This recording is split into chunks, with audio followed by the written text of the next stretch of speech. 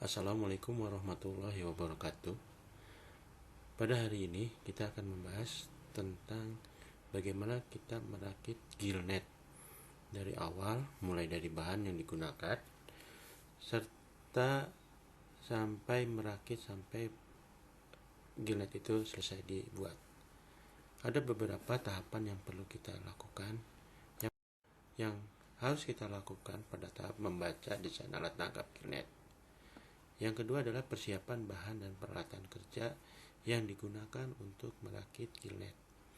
Yang ketiga adalah menghitung kebutuhan bahan dan alat yang digunakan.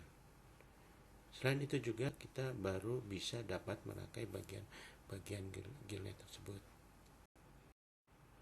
Desain alat tangkap gillnet itu sendiri bermacam-macam. Kalau kita ketahui bahwa gillnet memiliki jenis dan klasifikasinya tersendiri, mulai gillnet permukaan, gillnet pertengahan, sampai gillnet dasar. Dan inilah perlu kita ketahui bahwa setiap alat tangkap gillnet mempunyai spesifikasi tersendiri. Biasanya spesifikasi yang berbeda dari tiap klasifikasi gillnet itu diantaranya adalah daya apung dan daya tenggelamnya. Dengan adanya daya apung dan tenggelam, maka alat tangkap gillnet bisa kita ketahui bahwa dia berada di permukaan, pertengahan, ataukah dasar.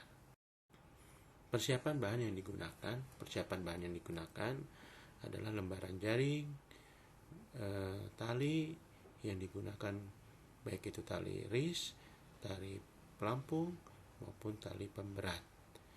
Selain itu juga bahan yang digunakan juga ada pelampung. Pada umumnya pelampung yang digunakan adalah pelampung dari bahan PVC, serta adanya pemberat. Pemberat juga digunakan pada umumnya dalam pemberat timah.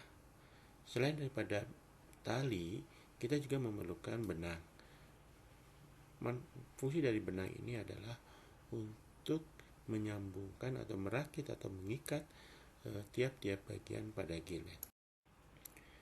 Peralatan kerja sebelum dilakukan perakitan adalah yang pertama kita menggunakan pakaian kerja atau wear pack dan sarung tangan, serta menggunakan coban untuk digunakan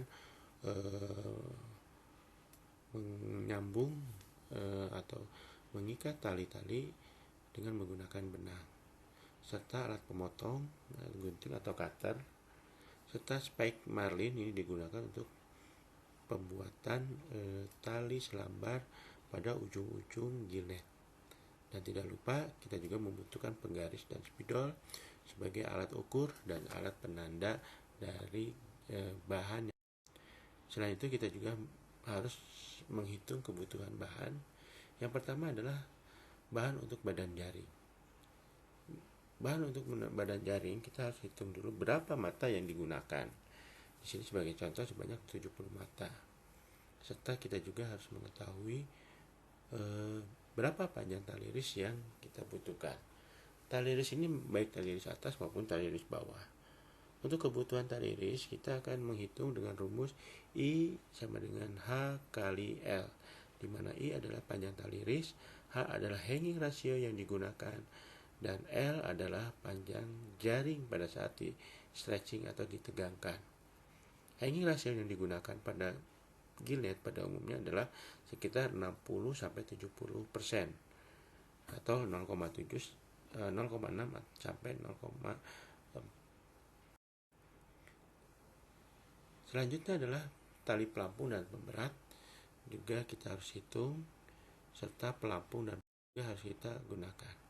Setelah itu baru kita melakukan perakitan bagian jaring, mulai dari badan jaring diikat pada tali ris, memasang tali ris pada sisi badan jaring, memasang pelampung pada tali pelampung, memasang pemberat. Itulah alat dan bahan yang digunakan serta teknik yang digunakan untuk merakit jaring gillnet. Sekian dari saya. Terima kasih. Wassalamualaikum warahmatullahi wabarakatuh.